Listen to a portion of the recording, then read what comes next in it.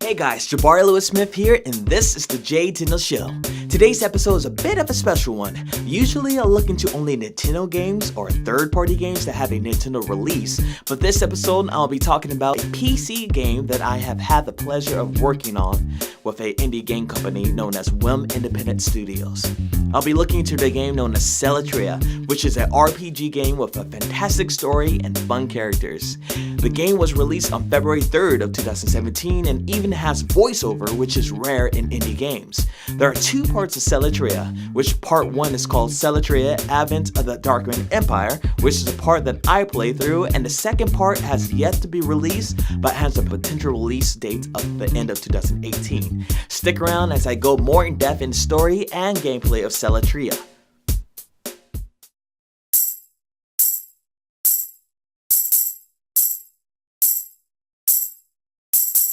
Welcome to the J-Tendo Show, and I can see that we're all on a roll.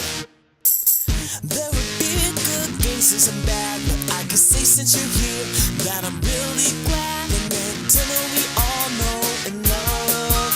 They produce games from heaven above, like Kirby, Zelda, and Mario.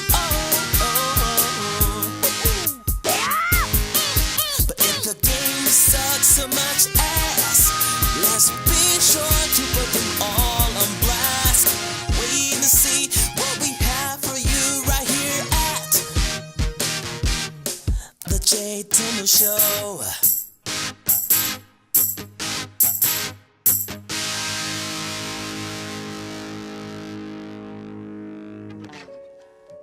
The game follows the story of Mage and Melanie as they go off to complete their final test before graduation from the Academy of Avelia. Mage, being an all-powerful sorcerer, well, that's what he says, but who is worst in his class, entitled personality, and is very idiotic when it comes to choices, is assigned to go into the trial cave and endure the dangers that lay ahead. Melanie, who is a strong-willed swordsman, top of her class, and more attitude than the "ain't nobody got time for that" lady. Just kidding, is tasked to basically keep Mage's Dumbledore wannabe dumbass alive. After reaching the end of the cave, Mage and Melanie obtains a useless old magician hat, and they head back to the academy. But just as they approach the magical school, an explosion occurs and Avelia is suddenly set in flames. The country of Faeline, which has been a war-free zone for over 100 years, is now under mass invasion. With the chaos only at its beginning, Mage and Melanie are suddenly thrown into the continuation of a 100-year war, and it is their job to find out why they are being attacked, help the war effort as much as they can, and reclaim Avelia. They can't do it alone. They would need the help of Lewis, Number 16, Gobby, Hat, and many more in order to bring down the invaders and restore peace in the world. Trying something new for the show, I reached out to Whim Independent Studios and got to interview 2 of their members. I got a chance to ask them a couple questions about the game, so please welcome Grover and John from Whim Indie! Oh. Just me? Okay. I'll play the video. So, can you tell us about yourself? Yep, as you mentioned, my name is Grover. I'm the producer director of Selatria, and I do game design, a little bit of game programming. I do a little bit of everything, really. I just got a foot in every puddle, I guess. Gotcha. How about you, John? The title we give me is systems designer. So I do a lot of programming, but I'm more focused on things like combat design and minigame design, and a little bit of like dungeon puzzle design here and there. That's about it. Okay, gotcha. Just mostly programming. I forgot the first question, so I'm just gonna... So, Grover, you created Selatria. Yeah, I started it off, yeah. So how did that how did that happen? Like what made you get the idea of Selatria? Okay, yeah, I started it back in 2011. It was a college project. I wasn't really happy with the material I was learning, so I just kind of worked off on my own project. I just finished my previous game that took me 6 years to do, including high school and the first 2 years of college. And I was like, okay, knowing what I did then, I wanted to create a video game that wasn't crappy. I guess that I had some, quality story, quality battle system. I wanted to come up with a new battle system. I can vouch for that. I tested that old one.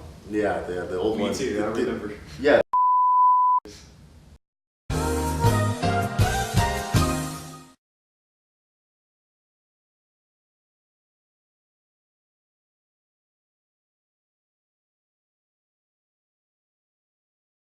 So I wanted to make something like, okay, we're gonna make an RPG Maker game, but it's gonna be one that's like, I wanted to blow people away. I want people to play it like, wow, that was done in RPG Maker? Wow, that's kind of impressive.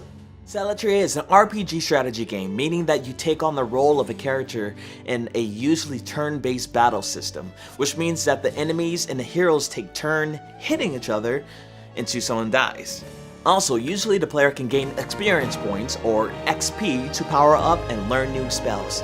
Of course, we can't leave out the strategy part, which is a lot like playing football and trying to throw the ball to the right person for a touchdown. Oh.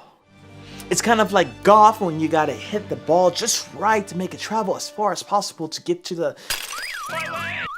Okay.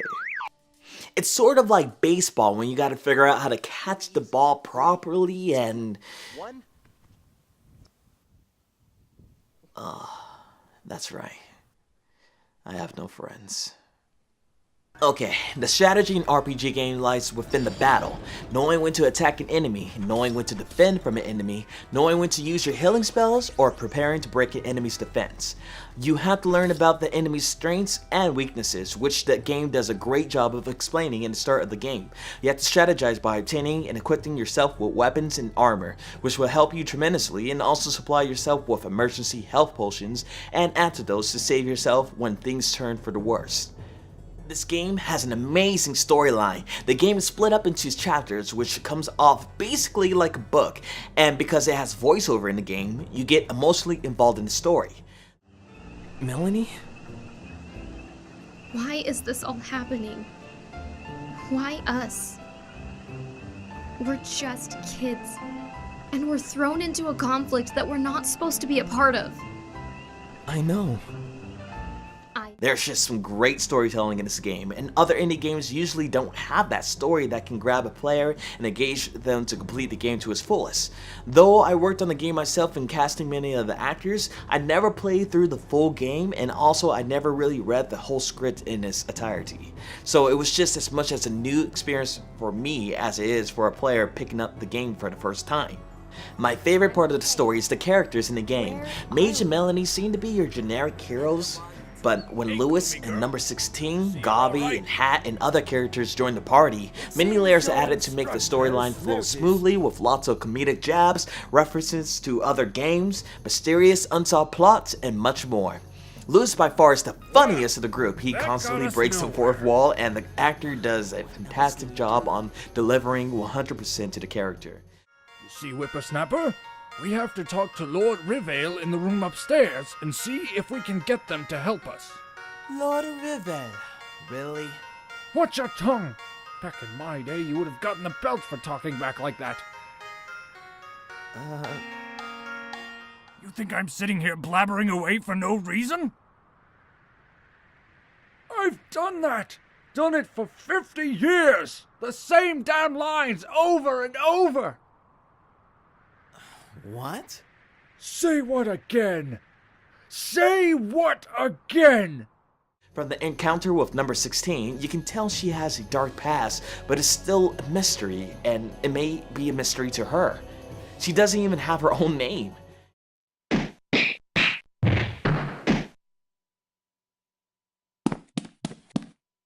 Ma'am, you need explicit permission to come into this room. We have a high-security prisoner in here.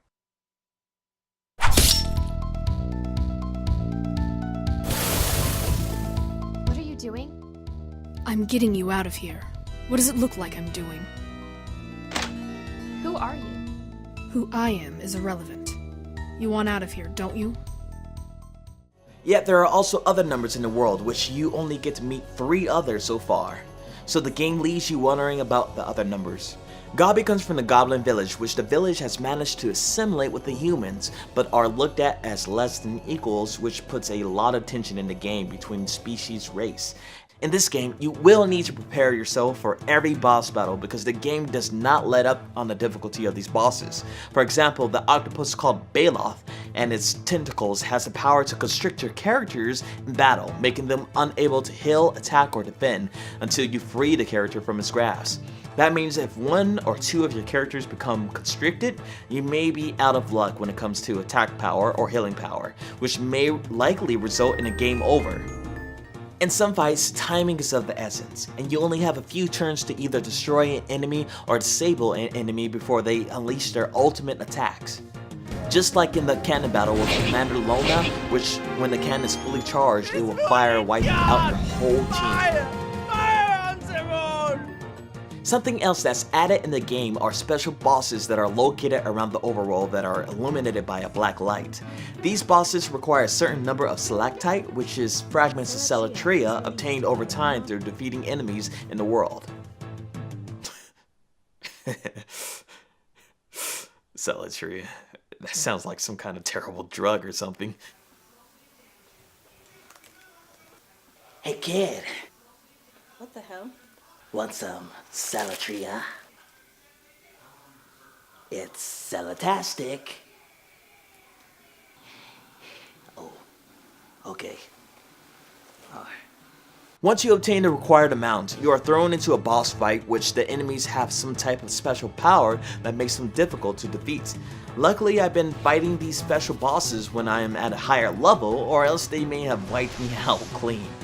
After defeating the boss, you usually receive a trophy item, which I don't think is usable, but I guess maybe there will be some use to it later on. During the interview, I got to ask Grover and John about the battle systems and more, so let's check it out! You thought I was about to clap, No? Oh. Okay. Gotcha. So John, how do you come into play when it comes to Selatria? My biggest role is in terms of the combat, right? I've designed a lot of the characters' ability sets, a lot of the gear in the game, the items, the weapons, the armors, and I'm in charge of balancing all of these things and making sure every character is fun to play, making sure every ability is worth using. You know, all the characters feel fun to play with together, and so that the player can experiment and they're not just set in, oh, okay, these are the best characters and we're just going to use these guys and I'm just going to spam attack throughout the entire game. And I've seen people try and it doesn't work, and I'm really glad that that doesn't work because it forces the player to think about what they're doing. And as Grover said, a lot of these RPG Maker games that we see these days don't really have a robust combat system, and any combat that you do see is usually very simple. It's an afterthought almost. It's right. It's an afterthought where, you know, we want all three the pillars of gameplay is how I kind of think about it. We want every pillar to stand up on its own, whereas Grover is, you know, in charge of making the exploration fun and making sure, you know, The cutscenes are the flow. the flow of the game. Yeah, the flow and the cutscenes don't go over each other, right? You know, you don't want to go through a long dungeon and then get into a really awesome boss fight and then 2 hours of cutscenes. You want to make sure the flow of the game really works, and that's a difficult different topic on its own. Yeah. So whereas he does all these mixing the elements to make them all a cohesive, fun flow, I'm more in charge of each individual piece. Gotcha. Sure. Yeah, from what I played, like the game I think is really well balanced. It's difficult. It's really challenging. That's all him. No, that's not all me. We have a couple of other developers that have worked on certain boss fights, for example. Oh yeah. From the enemy's perspective, yeah. Yeah. So a lot of the boss fights were developed by some of our other developers, but we all do have this idea of it should be an accomplishment when you progress through the game. It shouldn't be, oh, I'm just gonna, like I said, we don't want to just spam attack and you win. Like there's sometimes they do it like, oh, you know, he's weak to melee attack, sure. Or if it's a fodder monster that you're reaching in a dungeon, sure, hit the attack button. But if it's a boss monster, it needs to have complicated concepts. It needs to be engaging. The player cannot be bored. Like this game, you do need a strategy in it, and that's what I really love about it. I haven't played a RPG in a long time. I can't remember the last one that I played, but for this one, I relearned, what I had to do, develop my own strategy, and Yeah, because you don't like using strategy guides. Yeah, I do. I got to figure out everything on my own. Like, I remember in older RPGs, I never really had to use like any defensive stuff. All you need is power, and then you're fine. And that was actually something else that we took from Legend of Dragoon. RPG That's Maker true. has a defend command, and when we first started developing, I was like, why would the player ever use this? Like, why don't we just take this out? But it was like, why would we take it out? We have it. Let's use it. Let's make it worthwhile to use. It kind of goes back to the don't make anything useless functionality. Exactly. I wanted everything to have a purpose. When it comes to puzzles that are often associated with adventure games, Selatria has plenty of them. In return, you usually may be rewarded with a useful item in the chest, or discover a secret cat, which seems to be something that you're collecting for some reason. No! What the hell? The puzzles are well thought out and sometimes take more than one try to complete. There are times when you just say screw it and run through the traps. It's a good thing that I always supply myself with potions to replenish my health and magical powers, or AP. Some puzzles are easier to complete than others, but they are usually entertaining and may require a little bit of brain work.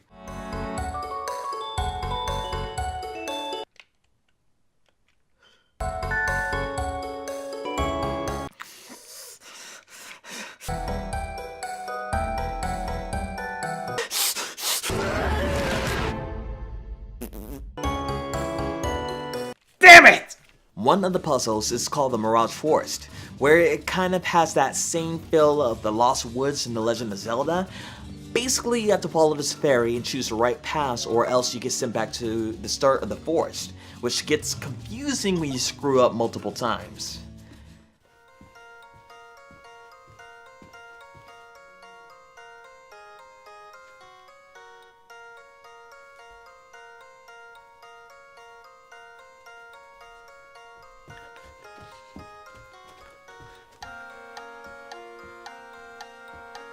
Mama? Luckily, at some point you are handed a paper that tells you how to get to a certain point in the woods as a checkpoint. Afterwards, you have to fight the fairy boss, which duplicates itself into 3 fake copies, and it's your job to figure out which one is the real one and attack accordingly. Luckily, in this fight, number 16, although injured, is there to help pinpoint the enemy as long as you manage to keep her alive, which is a difficult task in itself. Then you must return through the Mirage Forest to get somewhere else. I don't know if it was luck or if it was designed that way, but somehow I guessed every direction correctly without screwing up once. And I had no idea where I was going. As the story progresses, May seems to change slowly from an entitled brat to a considerate, talented sorcerer. Melanie grows even stronger as well. Though she doesn't seem to have much of a shift of morals or character, she is indeed the voice of reason and justice and keeps Mage in line. And Shopkeep? Oh, you came back! Please let me out! I'm begging you! I can give you up to a 75% discount off all my wares! Please, please, please, please, please, please! Not gonna happen, you scam artist. God damn it, Shopkeep. Always trying to rip you off. I still don't trust him, but the voice actor did wonderful. Not to even get started on the boss enemies and the other actors that provided their voices and did justice to the storyline of the game. I also asked the creator of the game on how he came up with the story.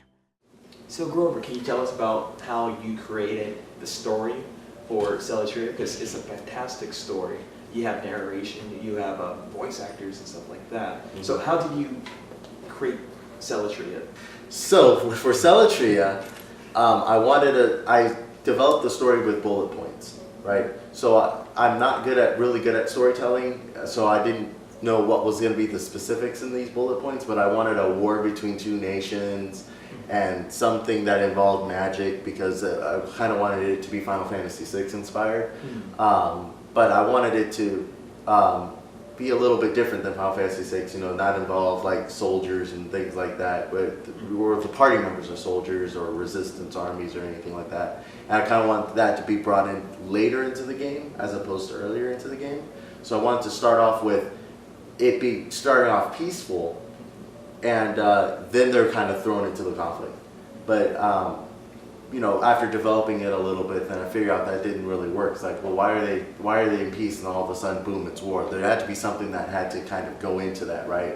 So then we came up with the war that happened, where they had, you know, there was something that happened where one country was kind of mad at it, you know, at another country, and then they wanted to, you know, they were building up their forces for them to strike, but then the other country thought they were in a peaceful time.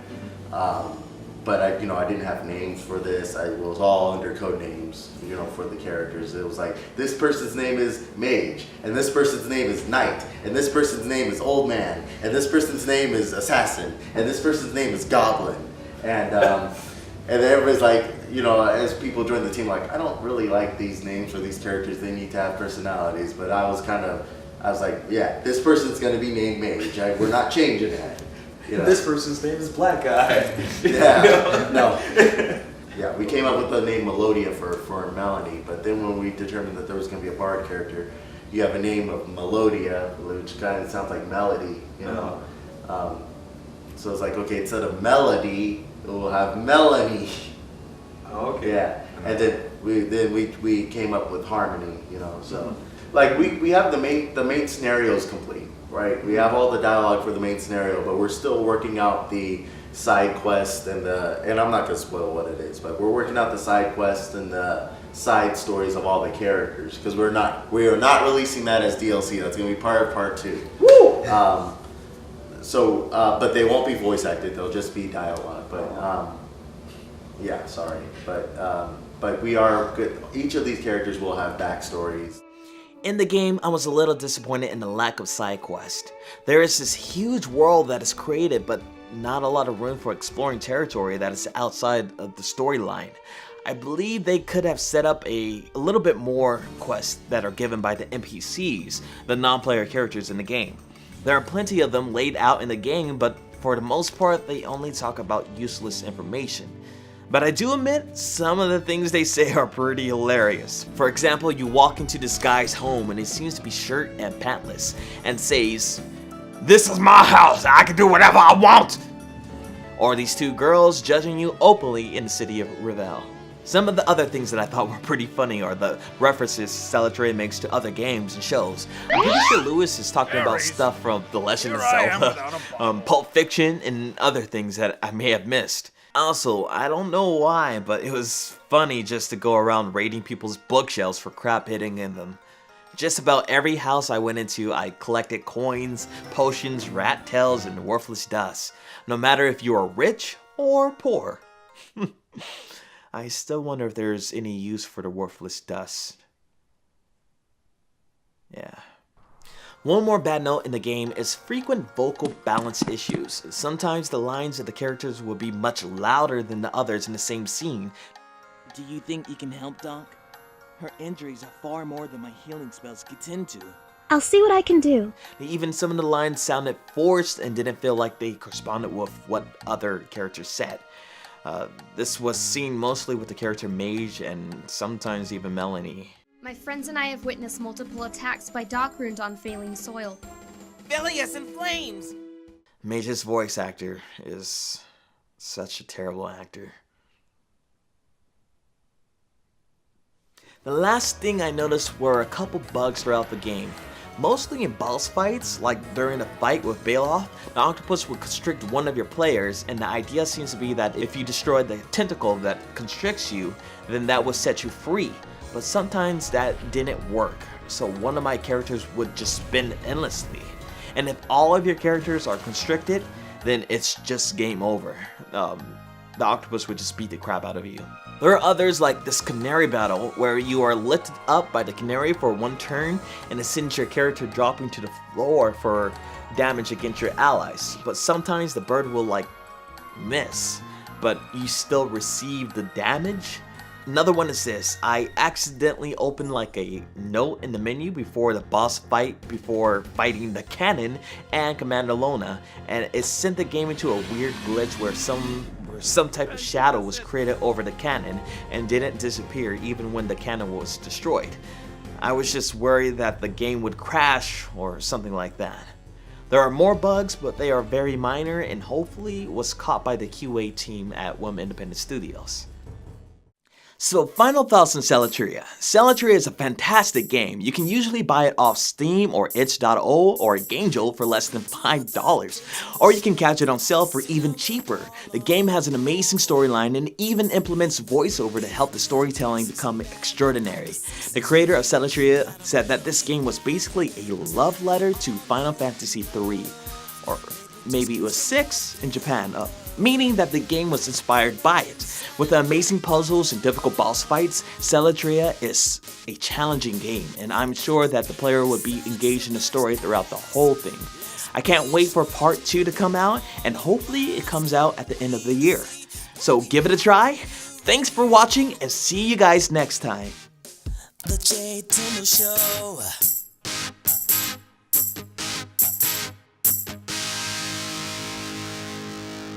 If you guys are interested in hearing more about Whim Indie, you can take a look at the full interview in which we talk about the game industry, funding, and more.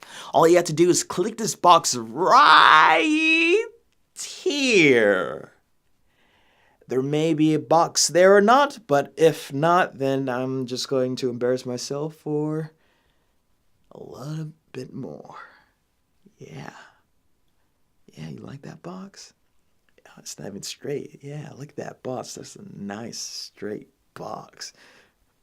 Yeah, look at that. Okay, I'm done embarrassing myself for the hour.